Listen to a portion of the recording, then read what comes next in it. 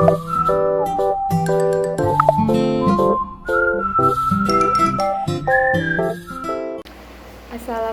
warahmatullahi wabarakatuh. Perkenalkan, nama saya Selva Meliandina dari Universitas Bhayangkara Jakarta Raya, Fakultas Ilmu Pendidikan, Prodi Pendidikan Guru Sekolah Dasar. Saya di sini akan menjelaskan sejarah Indonesia Reformasi. Yang pertama, ada latar belakang pada masa reformasi. Mundurnya Presiden Soeharto dilatar belakangi dengan krisis moneter sejak tahun 1997. Kondisi ekonomi Indonesia pada saat itu sangat melemah dan merosot sehingga menimbulkan ketidakpuasan masyarakat. Ketidakpuasan ini kemudian semakin membesar dan memicu terjadinya demonstrasi besar-besaran yang dilakukan berbagai aksi mahasiswa di wilayah Indonesia.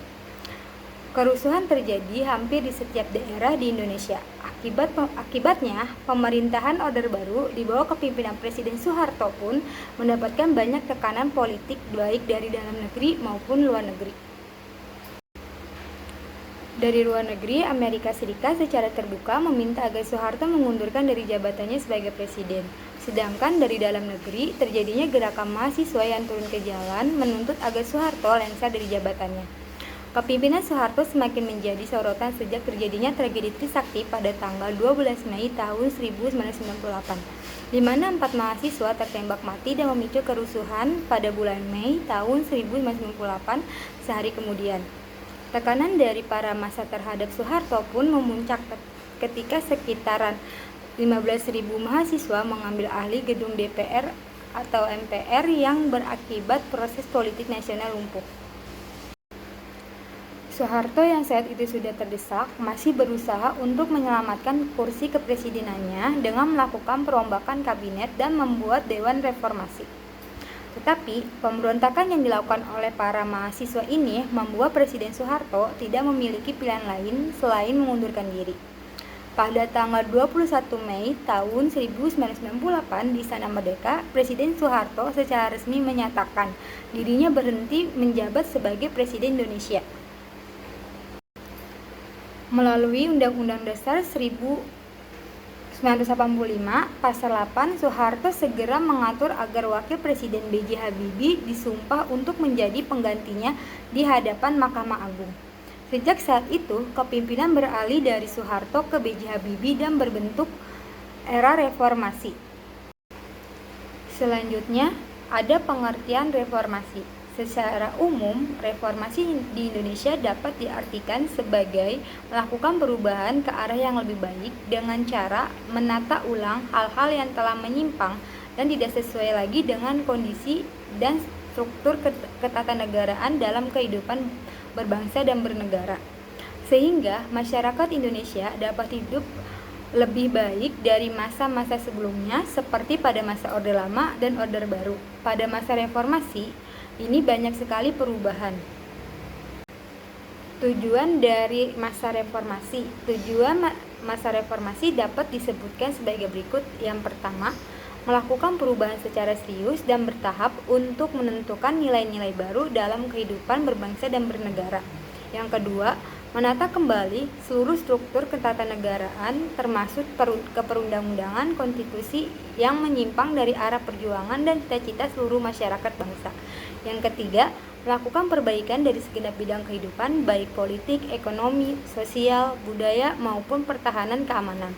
Yang keempat, menghapus dan menghilangkan cara hidup dan kebiasaan dalam masyarakat yang tidak sesuai lagi dengan tuntutan reformasi seperti KKN, kekuasaan sewenang-wenang atau otoriter, penyimpangan dan penyelewengan yang lain dan sebagainya.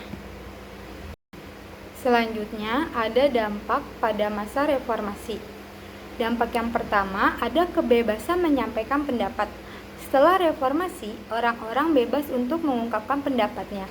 Presiden B.J. Habibie memberikan ruang bagi siapapun yang ingin menyampaikan pendapatnya baik dalam rapat maupun unjuk rasa atau demonstrasi.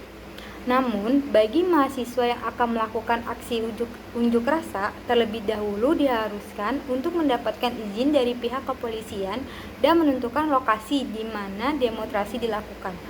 Hal ini dilakukan karena mengacu dengan Undang-Undang Nomor 28 Tahun 1997 tentang Kepolisian Republik Indonesia.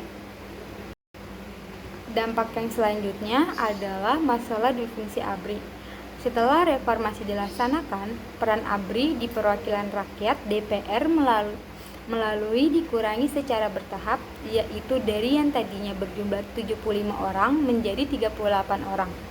Dahulu, ABRI terdiri dari 4 angkatan, yaitu Angkatan Darat, Angkatan Laut, Angkatan Udara, dan Kepolisian RI.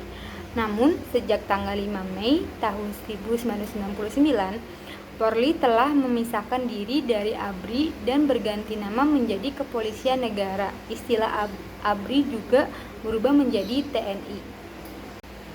Dampak yang terakhir ada dampak reformasi bidang hukum. Pada masa pemerintahan B.J. Habibie dilakukan reformasi di bidang hukum, di mana reformasi hukum ini disesuaikan dengan aspirasi yang berkembang di masyarakat. Tindakan B.J. Habibie terkait reformasi hukum ini pun disambut dengan baik oleh masyarakat. Karena reformasi hukum ini mengarah kepada tantangan yang diharapkan oleh masyarakat. Selama masa Orde Baru, karakter hukum yang berlaku di Indonesia cenderung bersifat konservatif, ortodoks, dan elitis. Hukum ortodoks sendiri merupakan hukum yang bersifat tertutup sehingga masyarakat tidak memiliki peran sama sekali di dalamnya. Hukum pada masa Orde Baru ini pun kemudian dianggap sebagai bentuk hukum yang mengibir hak asasi manusia atau disebut dengan HAM. Oleh karena itu, hukum di Orde Baru tidak lagi diterapkan pada masa reformasi. Karena di era ini B.J. Habibie ingin menciptakan hukum yang dapat menjamin keamanan perlindungan HAM. Selanjutnya, yang terakhir ada demonstrasi pada masa reformasi. Yang pertama, ada tragedi Trisakti. Tragedi Trisakti menjadi salah satu peristiwa paling membekas sepanjang era Orde Baru. Peristiwa ini terjadi pada tanggal 12 Mei tahun 1998 silam, di mana 4 mahasiswa yang sedang demonstrasi menuntut Soeharto turun dari jabatannya tertembak dan tewas. Yang kedua, ada insiden berdarah di Medan pada tahun 1998. Sewaktu kerusuhan pada bulan Mei tahun 1998 sedang marak terjadi. Salah satu kota yang juga banyak terjadi pertumpahan darah adalah kota Medan. Insiden berdarah di kota Medan terjadi pada tanggal 6 Mei tahun 1998. Kota ini mengalami kerusuhan yang hampir melumpuhkan kota tersebut. Waktu itu ratusan toko rusak, sejumlah kendaraan dibakar, serta 5 orang tewas dan puluhan orang mengalami luka-luka akibat aksi unjuk rasa yang mereka lakukan. Yang ketiga, ada tragedi Gejayan atau tragedi di Yogyakarta. Tragedi Gejayan menjadi sebuah peristiwa bentrokan berdarah yang terjadi pada Jumat pada tanggal 8 Mei 1998 di daerah Gejayan, Yogyakarta. Kerusuhan yang terjadi pada saat itu lantaran para demonstran mengunjuk rasa dan menuntut agar Soeharto lengser dari jabatannya. Dari peristiwa ini terjadi banyak kekerasan antara aparat dengan mahasiswa di Yogyakarta yang menyebabkan ratusan korban terluka, bahkan 1 orang meninggal dunia. Yang terakhir ada tragedi penjarahan dan SARA jelang reformasi pada tahun 1998. Setelah terjadinya tragedi pertumpahan darah di sejumlah daerah di Indonesia, suasana di kota Jakarta kembali mencekam pada tanggal 13 sampai dengan 15 Mei tahun 1998. Kala itu, Indonesia tengah mengalami krisis moneter, di mana hutang menumpuk dan dolar semakin meningkat.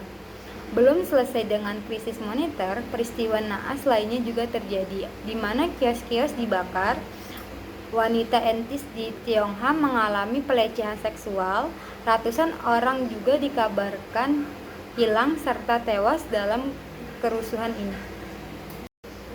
Sekian penjelasan dari saya tentang masa reformasi, kurang lebihnya mohon maaf. Wassalamualaikum warahmatullahi wabarakatuh.